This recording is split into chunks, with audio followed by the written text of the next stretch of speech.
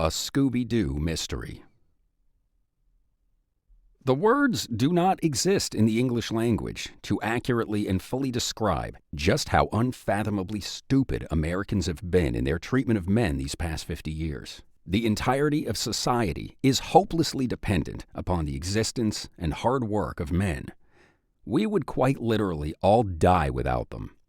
And yet we mock them, ridicule them, accuse them of all sorts of social sins, and purposely make it harder for them to succeed in life through discrimination. It is literally committing, while celebrating, societal suicide. Doubly stupid, however, is how a warped, sick ideology has evolved, in which some women, and some men, derive purpose, popularity, and profit by villainizing men and making them the enemy. Be it the media mocking men in movies, marketing departments accusing them of domestic violence, colleges accusing them of misogyny, or women just hating men on the internet. It would be akin to the women of World War II cheering against the American GIs fighting the Nazis in Europe. But instead of fighting Nazis in 1943, today's men are fighting the very real and deadly threats posed to us by nature and reality. Every day, farmers fight off starvation, electricians fight off the dark, doctors fight off disease, cops fight off crime, and carpenters fight off the cold. And in return, society thanks these men by telling them they're not needed, mostly not wanted, and maybe throwing in a divorce or two just for good measure. But what really takes the cake in incomprehensible American stupidity is how people literally don't know why men are dropping out of society.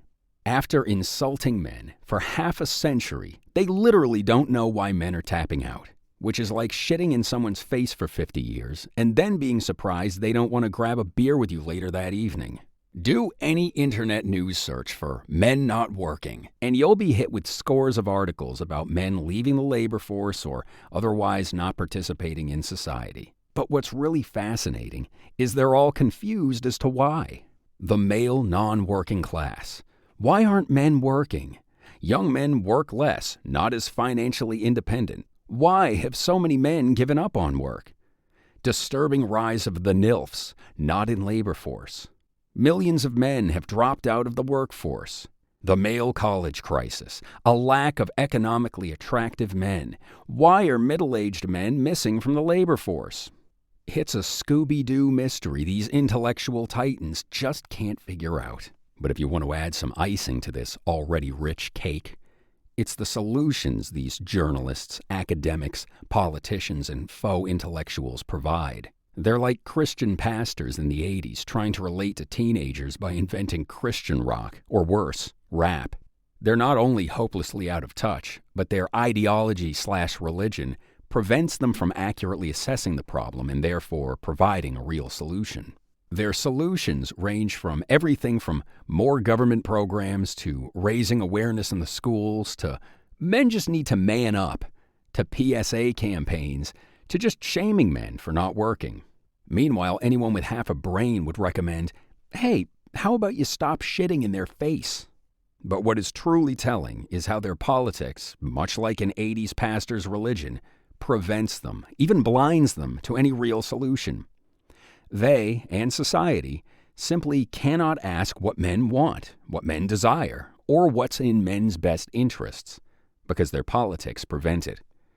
And so, with their political right arm tied behind their back, a warped, Orwellian solution has evolved that many of us are familiar with today. Don't give, let alone ask men what they want. Convince men that what they want, and even their entire male nature, is wrong. This delusional and ultimately misandrist view manifests itself in the new idea that men are toxic and being masculine somehow hurts men. That the state of being a man is somehow a mental disorder and men need to be cured of it. Absurdly, all of this is based on the ludicrous premise that these geniuses figured out there's an optimal way for men to be. And it isn't being the men we've been for eons, but rather an untested, neo-obedient, male-female hybrid where we're in touch with our feelings, don't act out, cry, and unically abandon our male sex desires and nature. It's as stupid as Christian rap, But in their minds, it still provides a solution without them having to sacrifice their precious and all-important politics. It won't work, on 2 counts. 1, you're not going to change men's nature, let alone what they want. Lizzo will never be fuckable.